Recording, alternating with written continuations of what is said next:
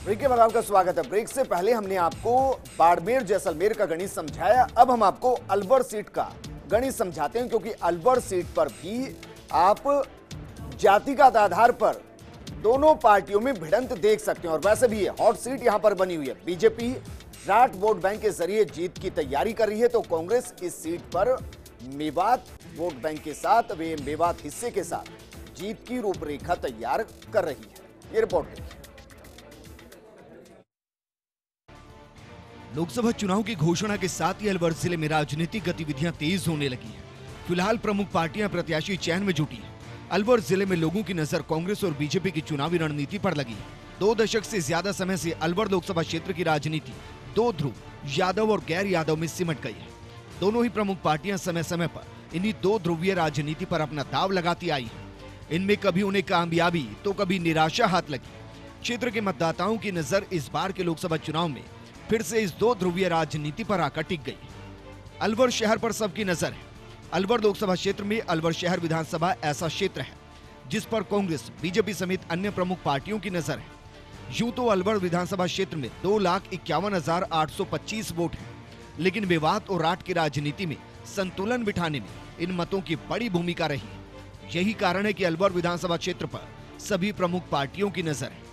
Mewat belt Congress के लिए बेहद अहम। अलवर जिले के मेवात बेल्ट कांग्रेस के लिए अहम है। इस बेल्ट में अलवर ग्रामीण, राजगढ़, लक्ष्मणगढ़, रामगढ़, किशनगढ़ बास और तिजारा क्षेत्र शामिल है। मेवात क्षेत्र अलवर लोकसभा क्षेत्र के आधे से ज्यादा हिस्से को प्रभावित करता है और यही कारण है कि कांग्रेस इसे वोटों की नर्सरी मानती है और ज्यादातर चुनाव में इसी क्षेत्र पर अपना ज्यादातर ध्यान लगाती है। मेवात बेल्ट से जुड़े 5 विधानसभा क्षेत्रों में करीब 11,77,005 वोट है, जो कि अलवर लोकसभा क्षेत्र के 18,62,387 वोटों का बड़ा हिस्सा है। राठ की राजनीति का असर भी कम नहीं। विधानसभा क्षेत्रों के मायने में राठ क्षेत्र भले ही मेवात में छोटा नजर आए, लेकिन राठ की राजनीति का असर जिले में दूर तक फैला है। वैसे तो राठ की राजनीति में जिले का बहरोड, मुंडावर, किशनगढ़ बास और तिजारा का कुछ हिस्सा शामिल है, लेकिन वोटों के लिहाज से राठ की राजनीति भी मेवात बेल्ट में ज्यादा कम नहीं है। अकेले बहरोड और मुंडावर विधानसभा क्षेत्र में करीब 4,33,557 वोट है। वहीं तिजारा, किशनगढ़ बास विधानसभा क्षेत्रों में लगभग आधे वोटों पर राठ की राजनीति का प्रभाव रहा है। इस लिहाज से मेवात और राठ की राजनीति जिले में महत्वपूर्ण रोल अदा करती रही है। तो देखा आपने अलवर जिले के मेवात क्षेत्र से कांग्रेस को जहां बढ़त की उम्मीद है, वहीं राठ क्षेत्र से बीजेपी बढ़त बनाने की उम्मीद पाले है। दोनों पार्टियों ने इसी के मद्देनजर प्रत्याशी चयन सहित अन्य चुनावी रणनीतियों में अपना फोकस शुरू कर दिया है। देखना दिलचस्प होगा कि शह और मात के इस खेल में किस राजनीतिक दल का पलड़ा भारी रहेगा। Bureau report, first India news.